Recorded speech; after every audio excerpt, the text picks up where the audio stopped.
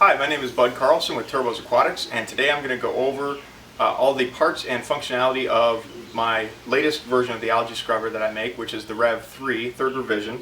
I also refer to it as the Turbo HF, which stands for high flow because it has the capability to handle a lot of flow.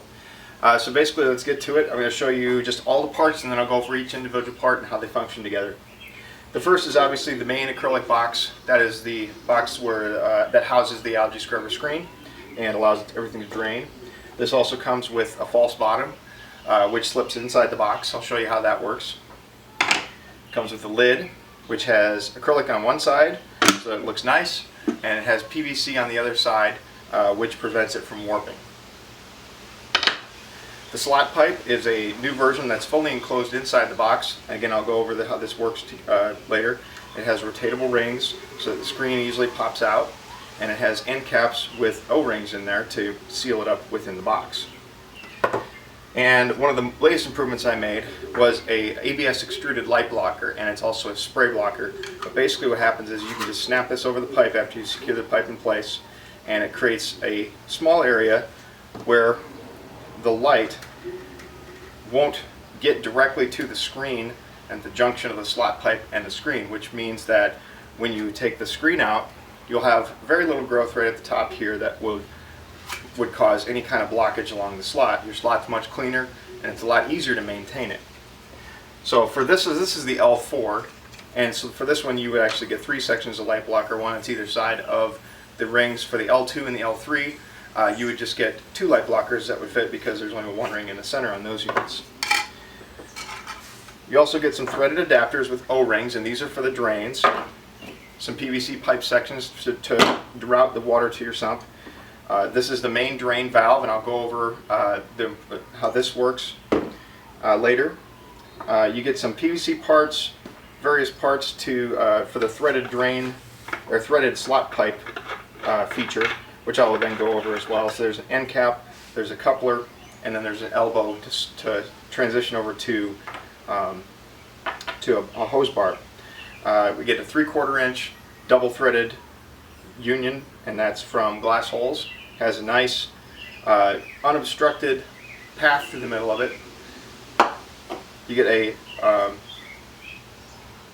street elbow, and that's for the side drain. And then there's also a filter sock that comes with it, and that's just basically for bubble trapping purposes if you need that, but it also can serve as a trap for any algae that might detach from the screen and get out into the tank, although that's not its primary purpose, mainly for bubble blocking. For the input side, I provide you 2 feet of vinyl hose and a ball valve. This is a 2 little fishies ball valve, 3/4 inch, and some zip ties to secure this to the pump if you have one, and around here, and also to allow you to hang this from the ball valve. Also included is a cleaning kit, which includes a scraper, a gratin tile brush, and it's like a denture toothbrush. Pretty heavy duty toothbrush with a little barb on the back too. And of course, I'll send you a koozie and a monogram scraper and a couple of business cards. And let's not forget the light fixtures. Now the light fixtures that I have put together, I don't actually have a fully assembled L4 fixture, but these are the heat sinks from Maker's LED, and these go into the sides. Obviously, I'll show you that. And I do have an assembled L2 light fixture, so that I can show you how my custom LED boards work and how to adjust them, and I'll go over that later. Now I'm going to show you a little bit more detail on each of the pieces and parts and how they work together. So the main box has 4 threaded holes. There's the main drain, there's a secondary drain, which you could call it a side drain or an emergency drain, and then we have 2 threaded holes for the input for the slot pipe. You'll notice that there are some thumb screws in here right below where the slot pipe is, and that allows you to cradle the slot pipe while you tighten it down. There's also some thumb screws on the top here to hold the light fixtures in. Now the false bottom, what this does, it just slips inside, and as you can see, it creates a path for the water that goes to force it to the ends and then down and around, so that the water doesn't get in direct contact with the drain, that the algae rather doesn't get in direct contact with the drain and cause any kind of clogging. So that's the first fail-safe mechanism. Now for the slot pipe, I don't have the screen in this just to show you the simplicity of how this works. Okay, it just drops right in there, and then you take either your coupler, or if you don't want to use the union, you can use the union and into the elbow and have that come out like that. If you had a pump and you want to be able to disconnect the unit and take it away and clean it every week, you could do that. If you didn't have that need, you don't even need those. You just would screw this right in, and you screw it in just far enough. You'll be able to see this when you get it, but you get it far enough in there where it protrudes in, and then the threaded cap goes in the other end. And when you first put it in here, you just want it just barely poking in. And the purpose is to get the slot pipe in there nice and tight, so you get this side sticking out far enough where you never have to adjust it. And this side, you drop it in, hold on to the pipe, tighten that nut down, and there you go. Move the false bottom around. That creates a watertight seal so that you don't have any water spraying out the sides. It might drip on the inside of the box, and if that's the case, what you usually then do is just tighten things down another notch. I just noticed that I had that tightened down a little bit too low. When you get the screen in here, what you would do when you clean it each time is you just loosen that up enough you can take this out. Put the screen in, rotate the rings in, drop it in there, lock it in on one side, tighten the other side down. Just try to eyeball it to see it, make sure it's roughly vertical. Tighten it down, fire it up, turn your water on. And then after the water's going, you take your slot pipe light blockers and you snap them in and just get them even so that they're flat on the top. As you'll notice here, they have a flat section on the top, so you can tell from above where they are. Get it going, put the lid on, you're good to go. Alright, so that's how the slot pipe and the light blockers work together. And for removal of the slot pipe, you don't need to remove the light blockers. You take those off when you get your cleaning step. So I'm going to take these adapters off and set them off to the side. For the drain setup, there's a couple things I want to point out to you here. What's pretty obvious here is that where the threaded drains screw in. Sometimes it takes a little bit to catch, and you don't ever have to remove these, so once you get it, you just leave it in place.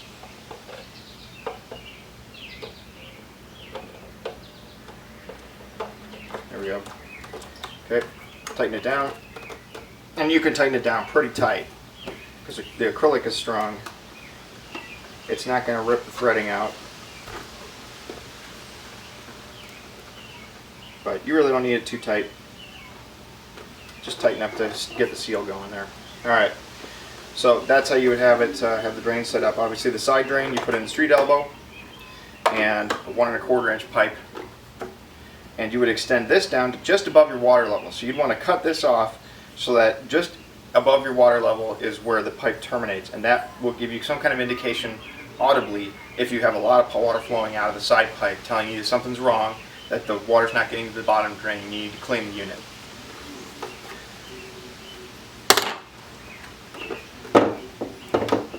And you don't have to solvent weld these in place. You can just friction fit them, or you can wrap them with tape, just 1 turn, 2 turns with tape, or some PTFE paste, and just push them together. For the bottom drain, what I provide you is a single union ball valve. Looks kind of bulky and expensive. It's actually not that expensive. A lot cheaper than a gate valve, and it doesn't have any metal parts, so it can be fully submerged. Now, one of the things about this is it has a nut on one side, and then you can take this off the other side. The reason you don't see these used a lot is that when you close it, the bulb comes out. So it's not really a shut-off valve.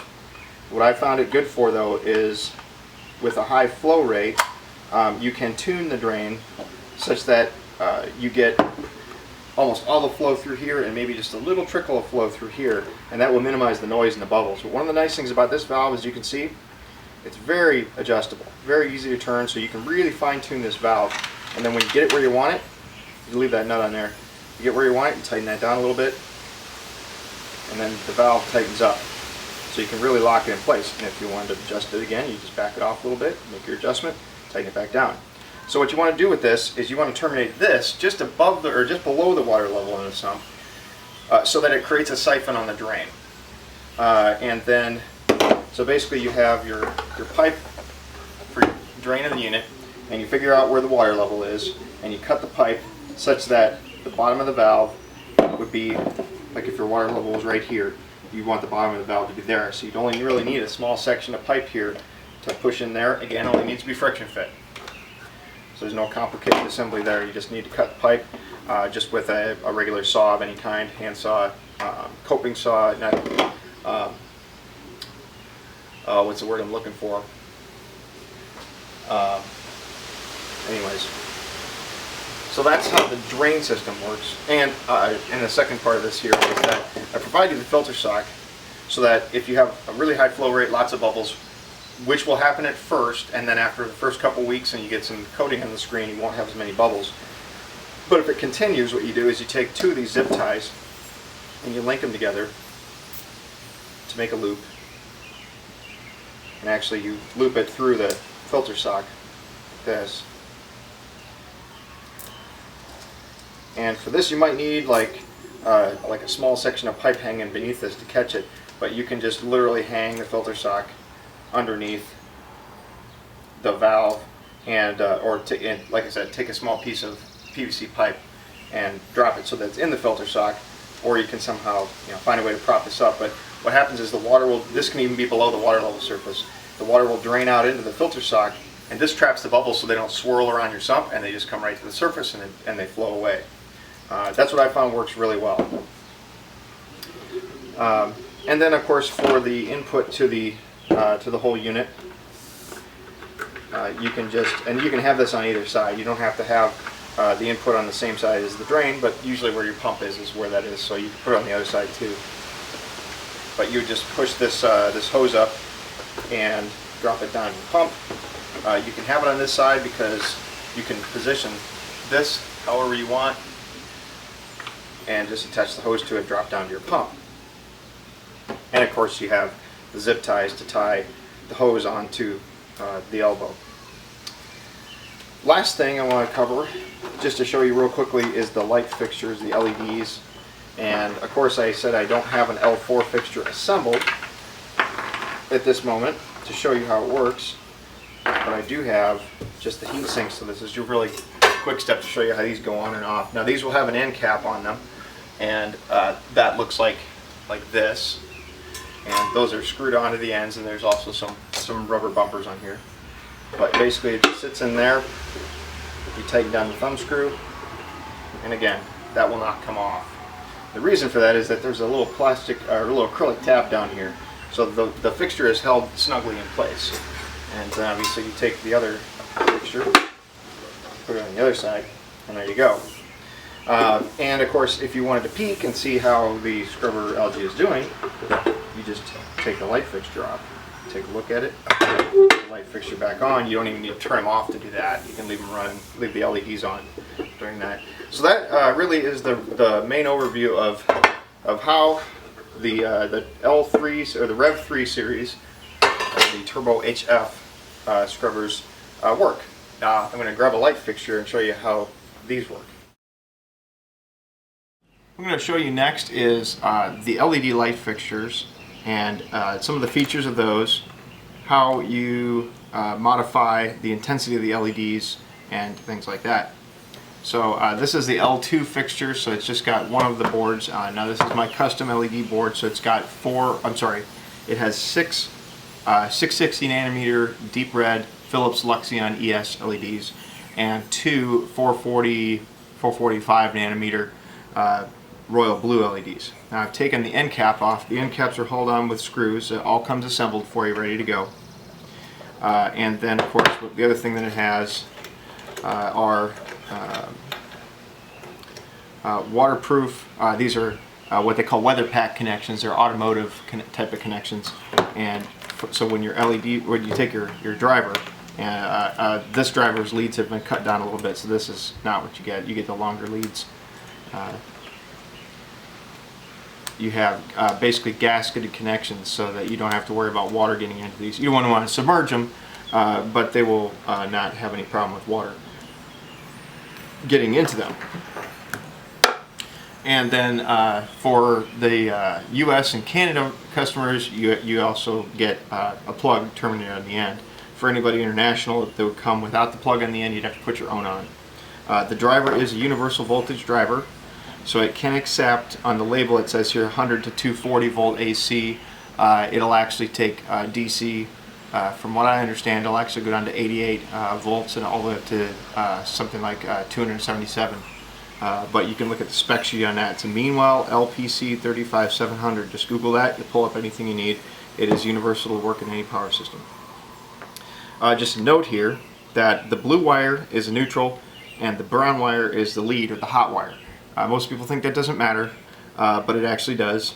It'll function if you have these reversed, but in the US there's a wider tab and a narrower tab on the plugs, or prong rather, and the blue goes to the wider prong.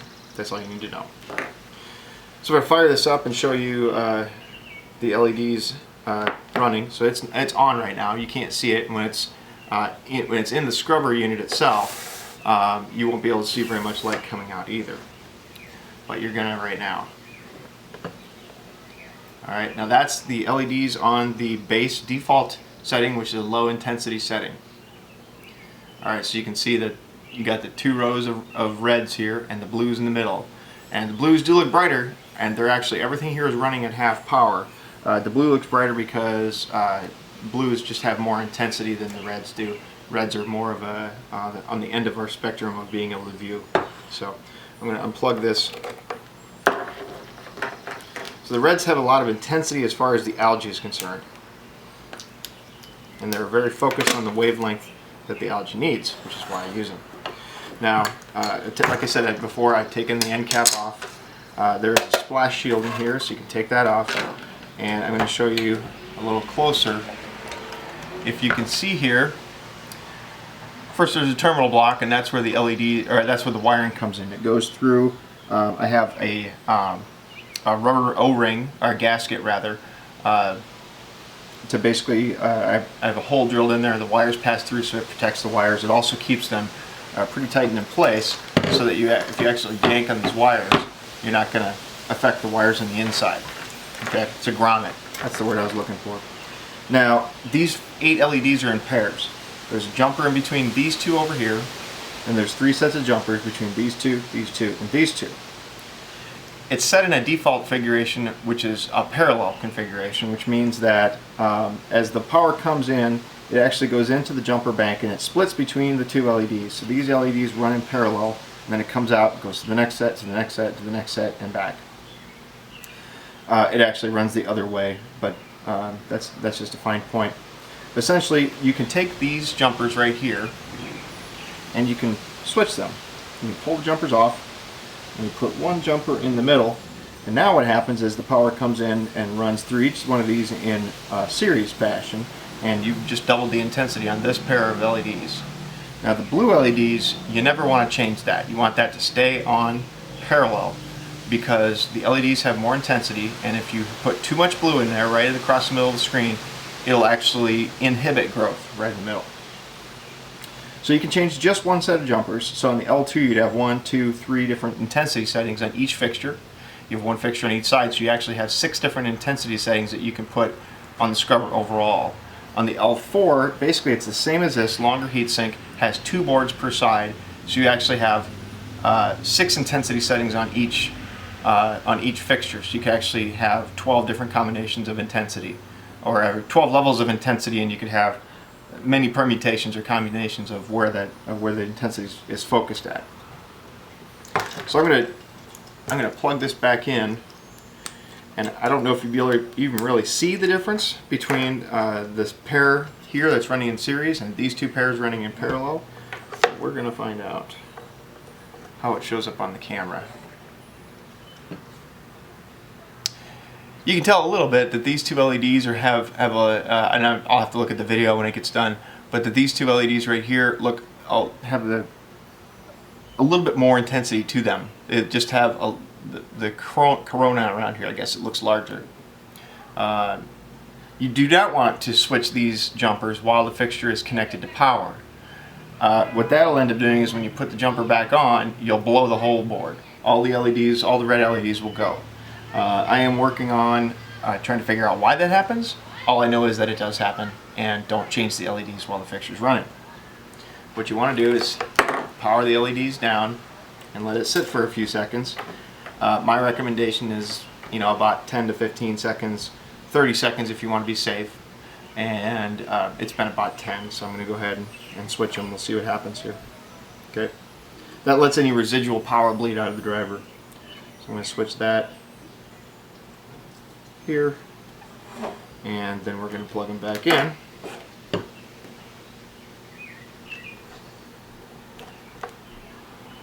And now these two LEDs over here are on the low intensity setting, and these two and those two are on the high intensity setting. So, as you can see, it does put out quite a bit of light. If you're right next to the thing where your screen is, that's a lot of intensity.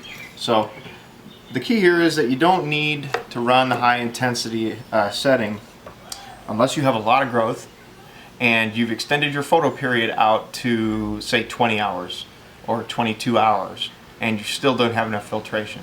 When you double the intensity, when you jump these up to the high intensity setting, or the high intensity setting from the default setting, which is the low intensity, you will need to reduce your photo period a little bit, most likely, or else you can inhibit the algae.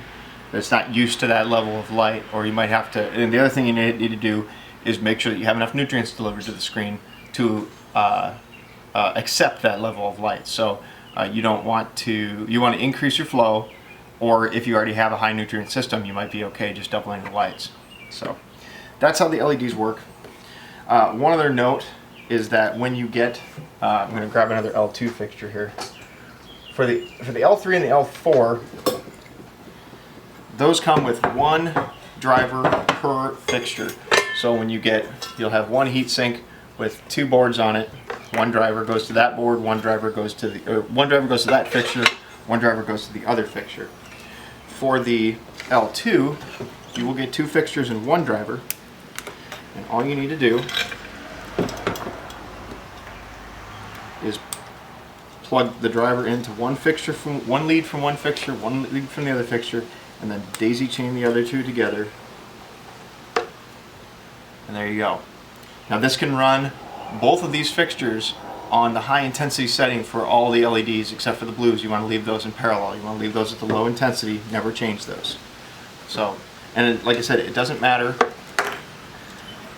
which fixture you connect the driver to first, because this is really kind of idiot proof. You can't connect these wrong. I just switched the red from this fixture to this fixture and switch them around. Doesn't matter. They're still in parallel. They still work. So there's no way to connect it wrong. And that is the overview of the LED fixtures.